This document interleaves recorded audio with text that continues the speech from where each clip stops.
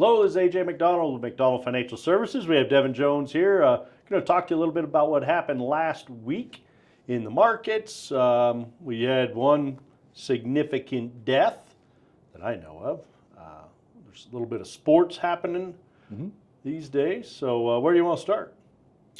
Why don't we talk about a quiet week, I guess, in the market for the most part. Hit all-time highs again on a couple of the indexes, and pretty quiet week as far as economic information goes. But one of the bigger numbers, the CPI numbers, came out pretty steady. Yeah, 2.7.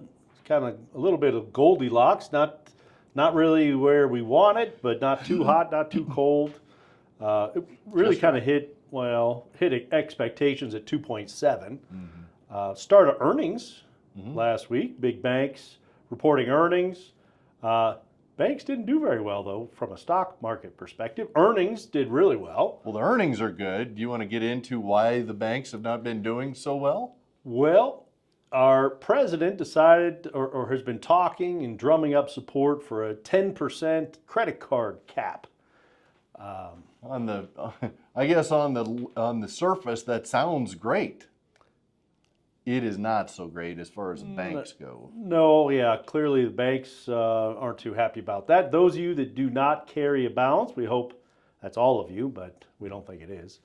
Credit card interest rates are upwards of 30%, high 20s. My personal credit card, I think it's 28 or 29%. They're not very happy. I don't keep a balance, so I never pay interest, but incidentally, so they're not very happy, and so if they can only charge 10%, what some people are pointing to is the state of Arkansas.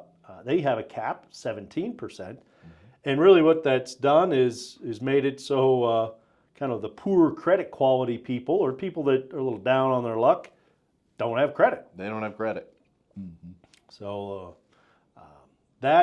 that could be a problem, particularly for small, medium-sized businesses that maybe use their revolving credit, credit card as a revolving line of credit to get through the month.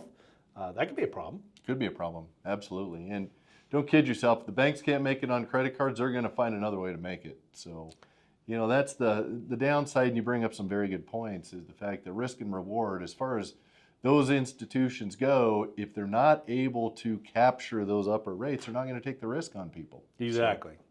So potentially a lot of people are going to see their credit lines cut or their credit cards cut up. Right. And thanks, no thanks. Right. You need to be charged closer to 30, not 10. Yeah.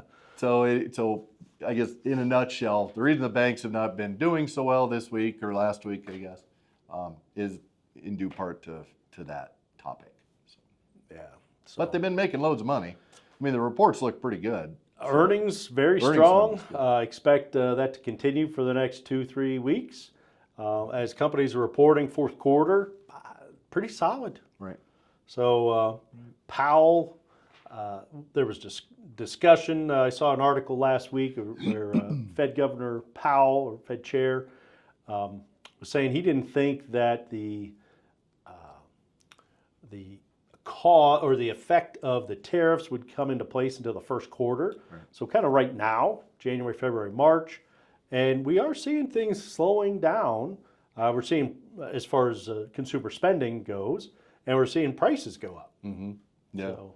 Yeah. One of the members of the Fed come out. I think it's Goolsbee came out and said, this inflation thing could take a reverse position really, really quickly and head back up the other way. So I don't expect the Fed to really do much in January.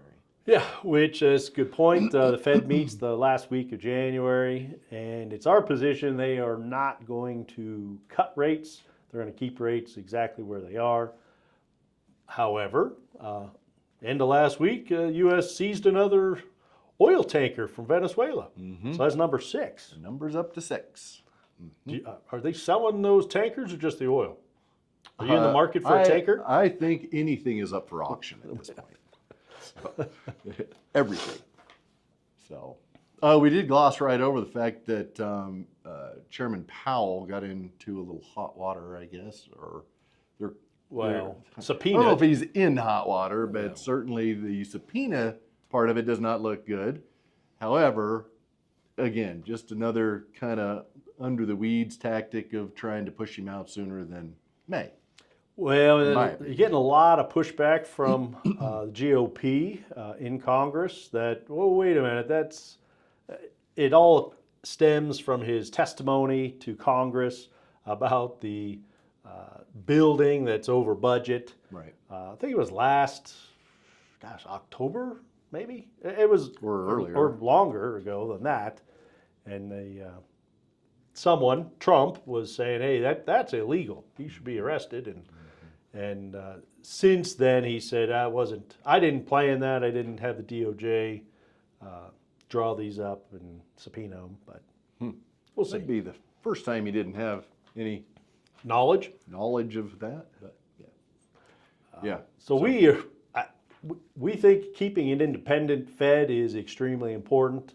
Well, so does the market. I mean, the market did not like, last Monday, the market did not like, early on anyway. No. Early on trading would tell you the market was not happy at all that autonomy was not going to potentially be there. So, Yeah, and so I wouldn't say it's universal that people want to keep an independent Fed, but there's a heck of a lot. There was a letter, I don't know who they sent it to, but prior Fed chairman, all of them signed that letter saying it needs to be an independent Fed. So those of you that thought Greenspan was gone, he's still around. He's still around, yeah. He's in his 90s. I think he's his mid-90s, but still sharp as a tack. So He is. Unfortunately, we did have somebody pass that we kind of hold high around here, I guess. We like his work, so. we do. The creator of Dilbert, Scott Adams, passed away from prostate cancer. He's pretty young. I think he was 68. Yeah, he was in his 60s.